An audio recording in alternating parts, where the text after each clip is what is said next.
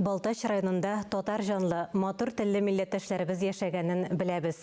Татар телендә чиста, камил сөйләшүчеләр күбесенчә чыгышлары белән республикабызның шушы тирәдәге районнарында туып үскән.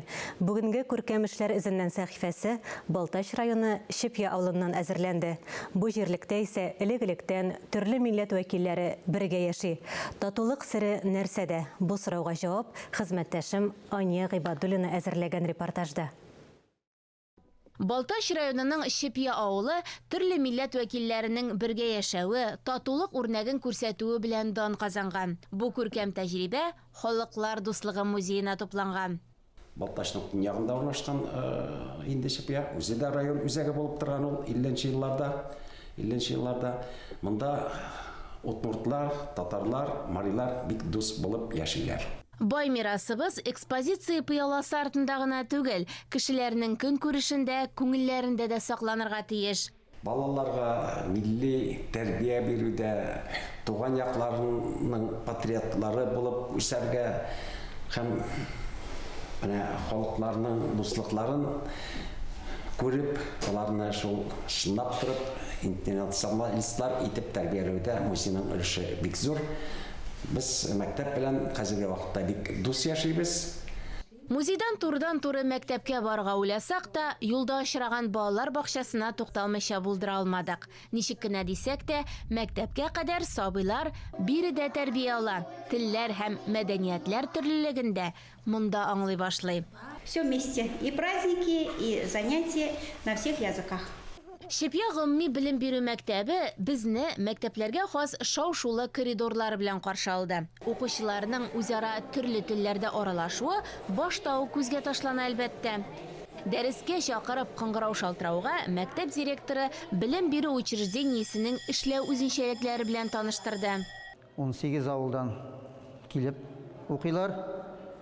Балаларның инде 57% удмурт милләтеннән, 30% укучыларыбыз безнең татар милләте, 7% укучыларыбыз мари милләтеннән һәм инде 6% катнаш милләтләрдән дип әйтергә кирәк. Әйдәгез әле бергәләп мари теле дәресенә күз салыйк. Әйдәгез.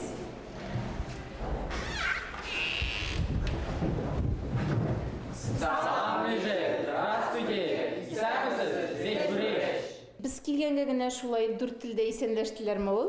Әлбәттә юк. Бу дүрт телдә исәнләшү безнең инде ритуалга кергән дип әйтсәк тә дөрес була. Алар инде башлангыч класстан ук шушы тәртипкә өйрәнәләр һәм дүрт телдә сәламлыйлар. Ана телендә гаиләдә генә сөйләшү җитмәвен барыбыз да аңлый. Укучыларга үзара һәм укыту кысаларында да туган телдә аралашырга мөмкинлек тудырырга кирәк. Они изучают родной марийский язык. Без туган телне өйрәтәбез, балаларның кызыксынулары кимеми, күп төрле чараларда, олимпиадаларда катнашалар, җиңүләр яулыйлар. Туган тел дәресе килеп җиткәч, безнең балалар барысы 4 төркемгә бүленә. Удмуртлар удмурт теленә китәләр инде, татарлар татар теленә һәм марилар мари теленә. Ә инде менә катнаш гаиләдән булган балалар бик күп бездә. Алар үз теләкләре белән, әти-әниләрнең теләкләре белән татар телен дәүләт теле буларак өйрәнү дәресенә баралар. Үз телләрен камил белү генә түгел, күрше милләт телен дә яхшы үзләштерә торган укучылары белән горурлана Шипья мәктәбе. Виктория Зубарева белән София Наздекова һәр даим татар теле буенча олимпиадаларда катнаша. Минем әнием һәм әтием минем татар телен белүне теләделәр. Шуңа күрә алар мине татар телендәге балалар бакчасына бирделәр. Анда минем татар милләттән дуслары булган, алар булгач мин дә татар телен өйрәндем. Минем дусларым күбесе татарлар. Алар белән сөйләшеп, мин дә татар телен өйрәндем. Әтием удмурт, әнием рус милләтеннән. Барыбыз да татарча сөйләшә алабыз. Балаларның шулай барыбыр да инде бик күп булмасалар да татар телен өйрәнергә теләүләре безнең өчен бик зур бәхет. Татар телен яраталар, Аллага шөкер. Әйдәгез әле удмурт теле кабинетына да рәхим итегез. Менә анда безнең мастер-класс бар. Самая верхняя часть, вот эта часть, она называется чертыкыш, потому что ближе к шее, черты. Вот эта часть называется гадига, она покрывает грудь женщины.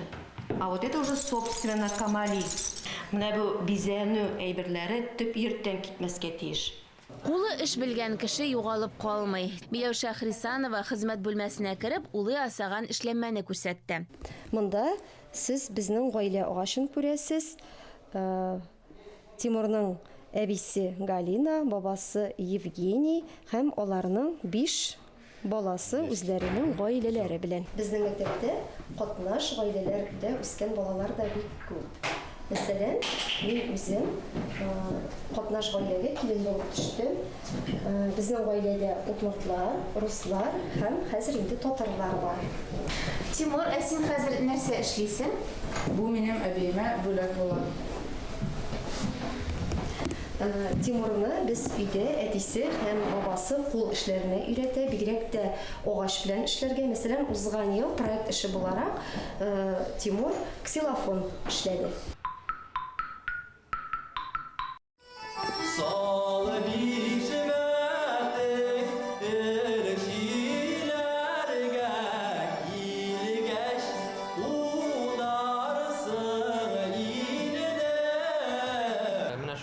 Күп төрле милләтләрнең традицияләрен өйрәнергә, телләрен өйрәнергә, инде аларның культуралары белән танышырга дип шушы мәктәпкә килдем. Алайсам, сиңа мондагы мөхит ошый инде, Бик ошый, безнең мәктәбебез гел алдынгы урыннарда бара.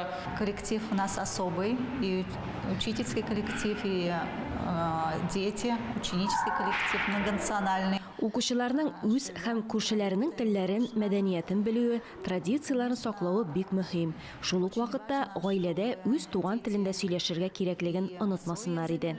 Мероприятия мы проводим с учетом многонациональности нашего коллектива.